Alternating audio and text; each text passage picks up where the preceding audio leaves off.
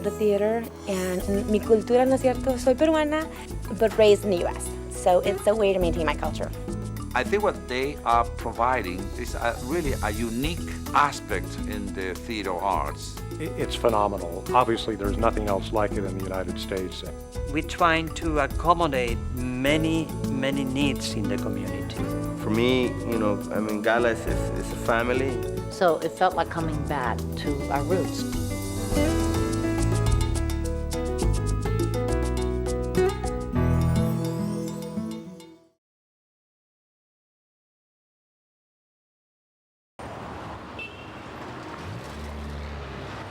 There was no Latino theaters in town.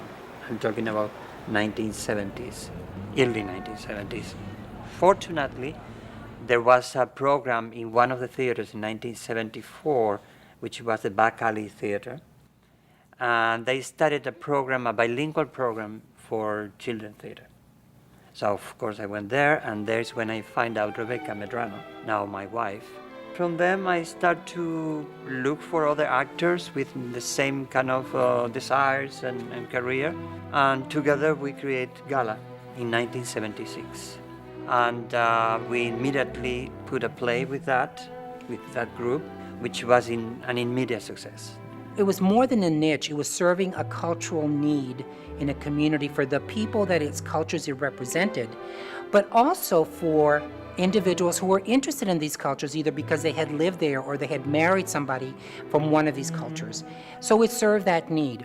For artists, it also served a bigger need, which was it provided an opportunity, a venue, a space where their work and their professionalism and their artistry and creativity could not only be seen, but it could be developed.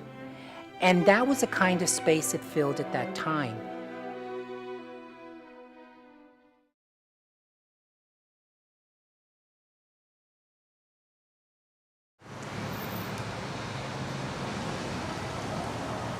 Wonderful. It feels wonderful to be here. After 32 years, to have a place that we don't have to move from again for the first time. We've had our own spaces, in essence, over the years in different places in DC, but not one that has this sort of longevity and this sort of purpose. They were all more transitional.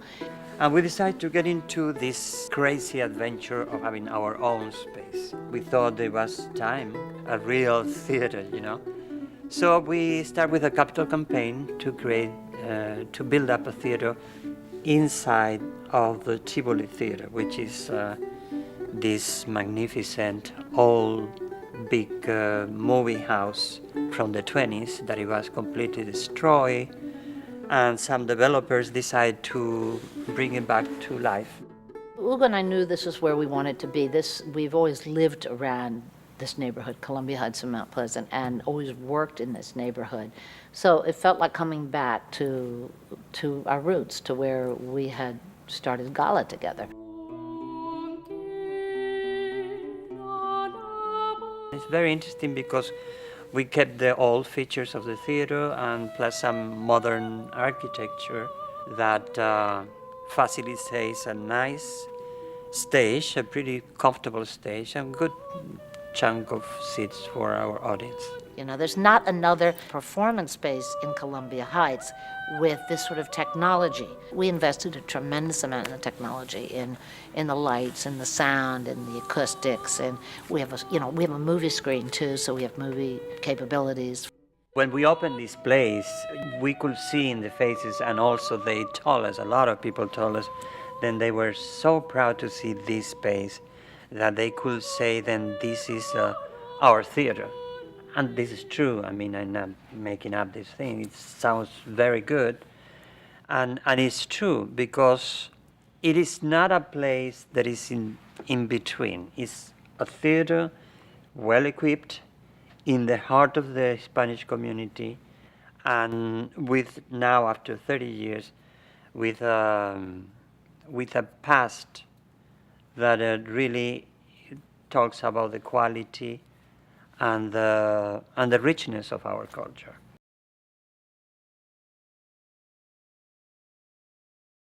we're trying to accommodate many needs in the community. Theater, dance, music, and also también visual arts. From the beginning, we presented artists, painters, and sculptors. Then we're trying to continue with that too. It's been very successful. They've been very happy about the opportunity to come and exhibit at the space because it is a community organization catering to them and to the whole arts community. And they enrich the theater programs here at GALA. And the theater patrons benefit from getting to know the Latino visual artists and getting to know GALA's programmings, which not only are theaters, but they are also, it's also about music and also about conceptual art and also children's programs and educational programs like that.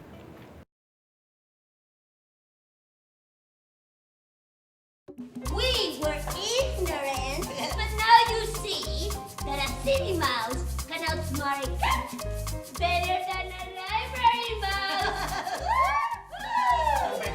Galita presents the work by Latino artists, playwrights, written for young audiences to engage them in their first artistic experiences. Which started in 1976 with a very clear concept to start to keep the kids speaking in Spanish. And something important too, we want them come to the theater because they can also feel an experience, the experience for them to be in the theater with the light, with the sound, with sit in place different, more than one probably never been in one theater to watch a show. It is that stimulation as a young child to the art and to the culture that really then begins to develop that individual, that they will become, hopefully, someone who will want to be on stage, or to be a member of an audience. If we don't capture that interest early, we not only enhance their educational development or their critical skills, but they're not also going to become supporters of the art and the culture itself, or understand what the art and the culture means. So Galita begins to develop that interest. It is family-oriented so that it is not only the child that is being addressed, but the family, that it is something that a family can do together, and hopefully together that interest will evolve and the parent will support the child and this child will articulate why they want to do this. We think in this moment the most important are the children because they will be our future. If we don't care now about them, we need to do it, and we think about them, and that is our feeling. No podíamos pasar México. Siempre nos regresaban. O sea, que la migra mexicana lo agarraba. Claro. I met Hugo in like '82, and you know I was a very angry kid, and I went to Duke Ellington School of the Arts, you know, in the theater department. But one day I walked out of the school, you know, in the front lawn, and it just dawned on me that there are no parts for Latinos in Shakespeare. You know, there really wasn't much in traditional theater that attracted me, and that I needed to develop my own voice. But what I'm gonna need from you guys is attitude. Okay? Que lava platos, lo sabe, lo sabe. Si limpia oficina, lo sabe, lo sabe. Lo sabe. El que vende micas, lo sabe. Lo sabe. Si son explotados, lo sabe. Patrones tramposos. O sea, es el público. Son los que lavan platos, los bolos. Somos todos nosotros. I think that the work that is done, you know, through GALA with young people is not a song and dance. You know, it's not your, you know, run-of-the-mill, you know, youth productions, you know, with you know, half-cooked ideas, half-cooked staging. You know, I mean, I think GALA has very high standards. You know, and I always insist, you know, whenever I'm involved in anything that we're not gonna let our audiences down by, you know, by doing cheesy stuff, by doing preachy stuff, you know, that it has to have a certain level of artistic quality first and foremost. You know, it has to have artistic weight. that we don't settle for, but the emphasis is on creating a strong presence, to nurture kids to speak out. The work that happens here allows for that spirit of combativeness and pride and assertiveness to come through. There's a platform here. For the teenagers, it's important not only because they may be a person at risk. It takes someone who is in that age and continues to say the arts are not only that can make you a better person, both educationally or politically or socially, or to contribute to this community, but that it can provide you a professional opportunity to really do this professionally. So now, what you have is a cadre of kids that were raised, that are now in college, that are now professional, writers, that are they're everywhere, and they continue to write, and they continue to perform, and they continue, So, kids that were 15, 8, 9 years ago, they're in their 20s now, and somehow we were part of seeing the growth, the change, from kids to adults, and the change from just being kids to being active participants in civil dialogue and engagement through their work, putting it on stage, challenging audiences to look and listen to young voices in a different way.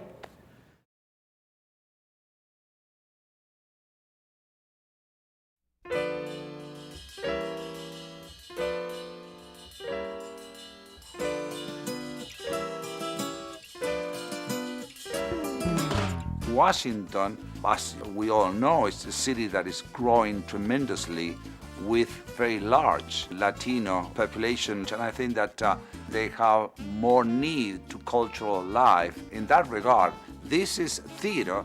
It is a cultural element to show life in a different perspective. We show life in a different way.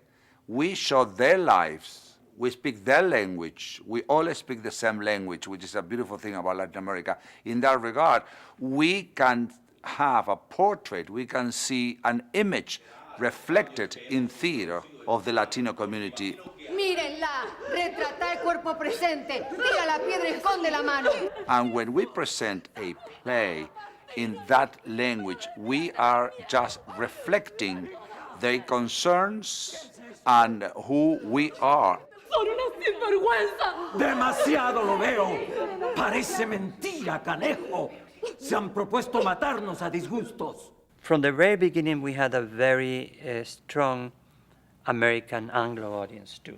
I thought it was fantastic. I had read the review in the Washington Post last week, so I knew a bit what to expect, but I thought the actors were phenomenal, and especially the set was really amazing. The value of this to me, if we can expose non-Latinos to these productions, whether it would be in Montana or California or any place else in the United States, is so that they begin to develop an understanding of the richness of all of this that is taking place south of our border, because we see it too frequently in negative and very general stereotypes that in many cases are unflattering and don't really reveal all of the wonderful textures of these cultures.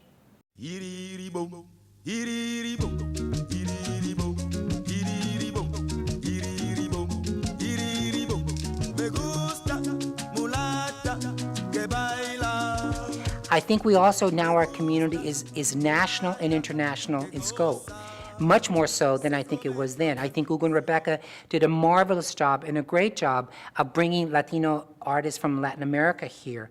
But now the community has changed, that there's a greater interest in this international work. There's a greater need for our communities here to connect with the international community. So all of the stakes are higher now. We are also now part of the larger artistic community in Washington. that we are seen like to be peers of the studio theater, of arena stage, to be seen as a peer of other theaters in New York or Los Angeles or Chicago or Miami. So I think everything is heightened, but the reasons for existing are still the same. We are part of this community. We have been part of this country. We may have used a different language, but we are part of the history and the fabric that makes this country is what it is today. And that we are not fully represented or acknowledged or made aware of the contributions both culturally, politically, socially, economically of the people of this nation. And that story still needs to be told. I choose to do it through my involvement in a culture and arts organization because I firmly believe is that we can lose our political standing at any point in time. We can lose our economic standing in a community. But once you know who you are, no one can take that away from you. And the arts and culture give you that identity.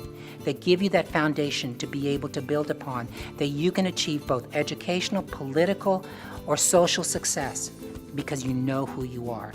You may lose that, but you will never lose your cultural identity again.